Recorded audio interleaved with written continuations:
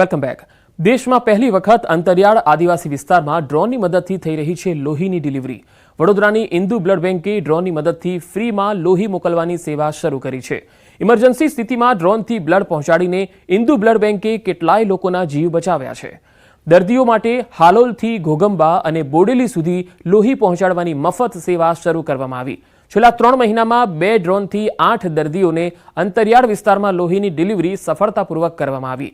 ડ્રોનમાં 6 kilo વજન એટલે કે 8 લોહીના યુનિટ એક સાથે મોકલી શકાય છે. ડ્રોનની મદદથી માત્ર 20 થી 25 મિનિટમાં જ દર્દી સુધી લોહી મોકલી શકાય છે.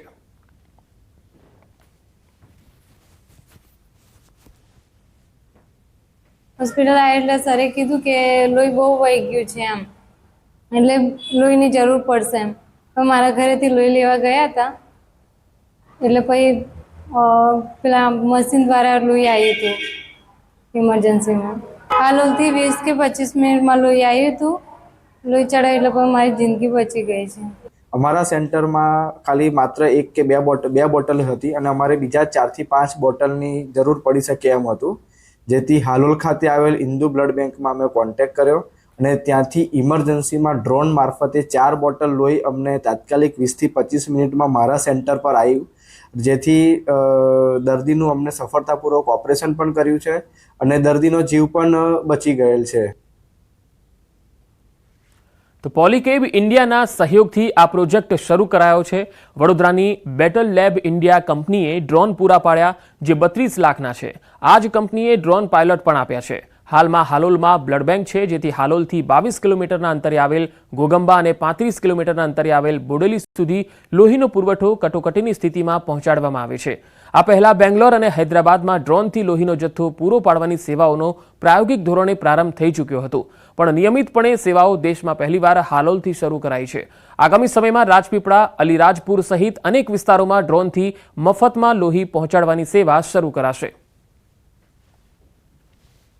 આમાં બેસિકલી એવી રીતે ટેકનોલોજી પણ મૂકવામાં આવી છે, જે ટેકનોલોજીની અંદર ડ્રોન જ્યારે ઓટોમેટિક તમે લેન્ડ પણ કરી શકો છો, કે જેવી રીતે મારે ડ્રોન આખું જગ્યાએ મોકલ્યું, એ ડ્રોન ત્યાં મારો પાયલોટ નથી પણ એ ડ્રોનને પાછું લાવવું છે, કાં તો જ્યારે લેન્ડ થઈ રહ્યું છે લેન્ડની અંદર મેં સિસ્ટમ મૂકી છે.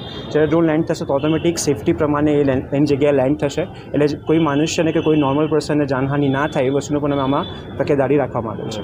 ઘોગંબા ખાતે 6 દર્દીઓને 4 દર્દીઓને દિવસમાં અને 2 દર્દીઓને રાત્રે એ પ્રકારે ડ્રોનના માધ્યમથી બ્લડ મોકલવામાં આવ્યું અને બોડેલી ખાતે 2 દર્દીઓને એમને દિવસના સમયે ડ્રોનના માધ્યમથી લોહી મોકલવામાં આવ્યું.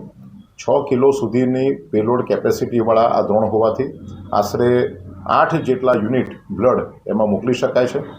જ્યારે કોઈના ઘરે શુભ પ્રસંગ હોય ત્યારે તમે ત્યાં ડ્રોન ઉડતા જોયા હશે, પરંતુ આ જે ડ્રોન છે તે કેટલું કારગર સાબિત થઈ શકે, કેટલું મદદરૂપ સાબિત થઈ શકે તે તમારે જાણવું હોય તો આ અહેવાલ જોવો પડશે. કારણ કે જે ઇન્દુ બ્લડ બેંક છે તેમના દ્વારા એક એવું ડ્રોન જે છે તે વિકસાવવામાં આવ્યું છે કે આ જે ડ્રોન જે છે તે અંતરિયાળ ગામડાના જે દર્દીઓ હોય છે જેમને આપાતકાલીન પરિસ્થિતિમાં લોહીની જરૂર પડતી હોય ત્યાં દર્દીઓને લોહી પહોંચાડવામાં આ ડ્રોન જે છે ખૂબ જ ઉપયોગી સાબિત થવાનું છે. આ દ્રશ્યો જોઈ શકાય છે.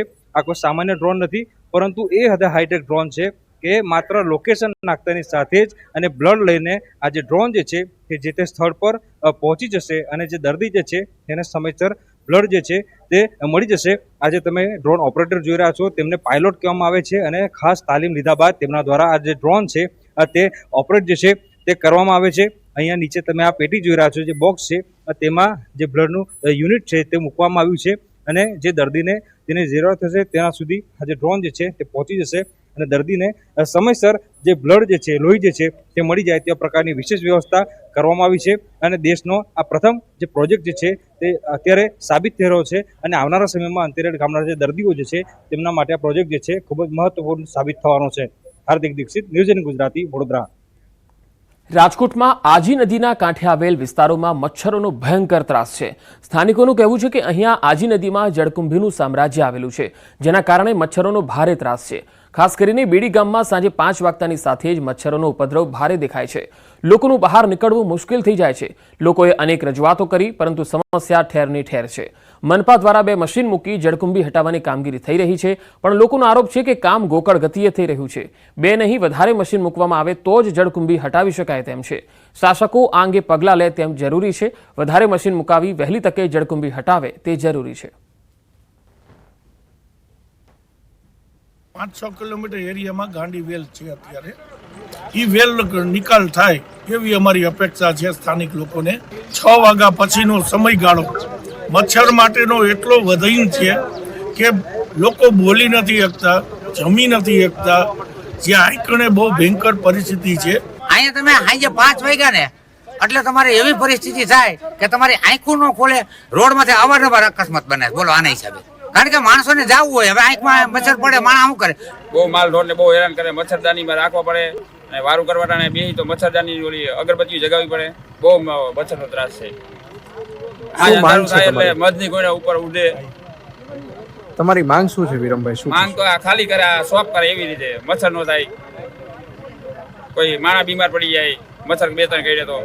રાજકોટની આજી નદી કાંઠે આવેલા બેડી ગામ અને રેલનગર સહિતના વિસ્તારોમાં લોકો મચ્છરથી ત્રાહિમામ છે તે પોકારી ચૂક્યા છે અને ત્યારે જ રાજકોટ મહાનગરપાલિકા દ્વારા જોઈ શકાય છે કે આજી નદીની અંદર જે જળકુંભી લાગી ચૂકી છે, આ જળકુંભી દૂર કરવાની કામગીરી છે તે હાલ અત્યારે કરવામાં આવી રહી છે. રાજકોટ મહાનગરપાલિકા દ્વારા હાલ 2 જેટલા મશીનો છે તે મૂકવામાં આવ્યા છે, પરંતુ સ્થાનિકોનું કહેવું છે કે અંદાજિત 8 કિલોમીટર એરિયાની અંદર આ જળકુંભી છે, ગાંડી વેલ છે તે જોવા મળી રહી છે. ત્યારે માત્ર 2 મશીનથી ખૂબ જ લાંબો સમય છે તે લાગી શકે એમ છે. ત્યારે જો ખરેખર અહીંના જે લોકો છે, પછી તે બેડી ગામના લોકો હોય, બેડી માર્કેટિંગ યાર્ડમાં કામ કરનારા મજૂરો હોય, વેપારીઓ હોય, આ તમામને જો મચ્છરોના ત્રાસમાંથી જો મહાનગરપાલિકાએ કાયમી માટે મુક્ત કરવા હોય તો અહીંયા 6 થી વધુ મશીન છે તે રાખવા પડી શકે તેમ છે. હાલ અત્યારે આપ જે દ્રશ્યોમાં જે જોઈ રહ્યા છો, આ રાજકોટ મહાનગરપાલિકા દ્વારા અગાઉ કરોડો રૂપિયાના ખર્ચે આ મશીન છે તે વસાવવામાં આવ્યું હતું અને ત્યારબાદથી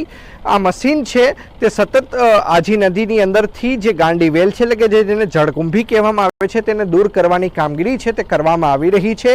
ત્યારે ખરા અર્થમાં જે જળકુંભી છે તે દૂર કરવાની કામગીરી કરવામાં આવે તેવું સ્થાનિકોનું કહેવું છે, કારણ કે આ જ પ્રકારે જો ગોકળ ગતિથી કામ થશે તો અંદાજિત 5 થી 6 મહિના જેટલો સમય લાગી શકે તેમ છે. તો પાછો જે ગંદુ પાણી હોવાના કારણે ચોમાસાથી આ જે ગાંડી વેલ છે તે ઉત્પન્ન થવાનું ફરીથી શરૂ થઈ જતું હોય છે. અંકિત પોપટ, ન્યૂઝ 18 ગુજરાતી, રાજકોટ. 8 શિક્ષકો સામે જિલ્લા શિક્ષણ અધિકારીની કાર્યવાહી. અંદરો અંદર ઝઘડો કરાતા બદલી કરી દેવામાં આવી. ખેડાના મીરાપુરા પ્રાથમિક શાળાનો આ બનાવ છે. આચાર્ય સહિત 5 શિક્ષકોની બદલી થઈ ગઈ.